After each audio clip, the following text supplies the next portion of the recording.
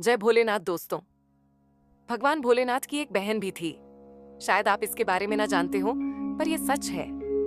हम आज की कहानी पौराणिक कथा को आधार बनाकर देखेंगे। इस कहानी में हम जानेंगे भगवान भोलेनाथ की बहन के बारे में, उसके नाम के बारे में और माता पार्वती के साथ हुई नोक-झोंक के बारे में। तो आइए शुरू करते हैं। पौराणिक कथा के अनुसार जब देवी पार्वती भगवान शिव से विवाह कर शिव के पास आईं, तो वह खुद को अकेली महसूस करती थीं। इसलिए उनकी यह इच्छा जगी कि काश उनकी एक ननद होती जिससे उनका मन लगा रहता। लेकिन भगवान शिव तो अजन्मे थे, इसीलिए उनकी कोई बहन नहीं थी। परंतु पार्वती अपने मन में यह बात रखकर बैठ गई थीं। पार्वती जी को इस तरह देख अंतर्यामी भगवान शिव ने उनके मन की बात जान ली। उन्होंने पार्वती से पूछा, कोई समस्या है देवी? तब पार्वती ने कहा कि नहीं भोलेनाथ, परंतु काश मेरी भी कोई ननद होती ताकि मेरा भी मन उसके साथ लगा रहता।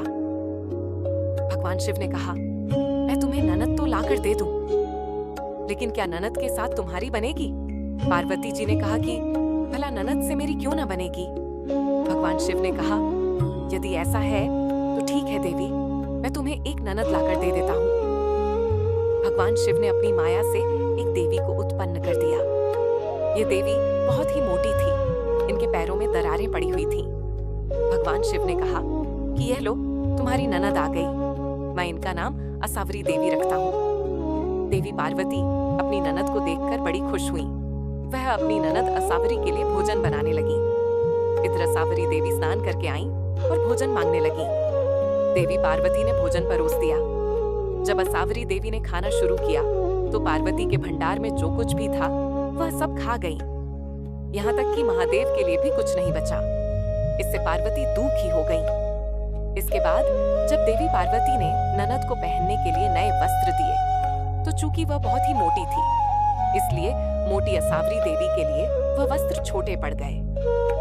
पार्वती उनके लिए दूसरे वस्त्र का इंतजाम किया, तब जाकर वह वस्त्र पहन सकी।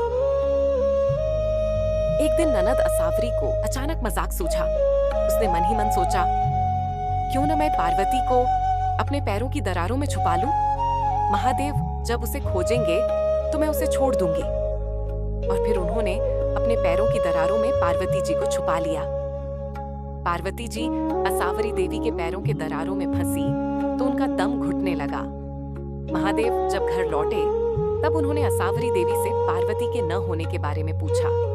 इस पर असावरी देवी ने झूठ बोल दिया कि मैं नहीं जानती वह कहाँ है। जब शिव जी ने कहा कि कहीं ये तुम्हारी बदमाशी तो नहीं, तब असावरी देवी हंसने लगी और जमीन पर अपने पांव पटक दिए। पैर पटकते ही पैर की दरारों में दबी देवी पार्वती बाहर आ गिरी। ननद के व्यवहार से देवी पार्वती का गुस्सा 7वें आसमान पर पहुंच गया। उसी गुस्से में देवी पार्वती ने भगवान शिव से कहा कि कृपया ननद को जल्दी से ससुराल भेजने की कृपा करें। मुझसे बड़ी भूल हुई कि मैंने ननद की चाह की। जिसके बाद भगवान शिव ने असावरी देवी को कैलाश से विदा कर दिया। दोस्तों, असावरी देवी की यह कथा हमें सिखाती है कि परिवार में प्रेम तभी बना रहता है जब हम एक दूसरे की सीमाओं का सम्मान करें और अपने स्वभाव में संयम रखें।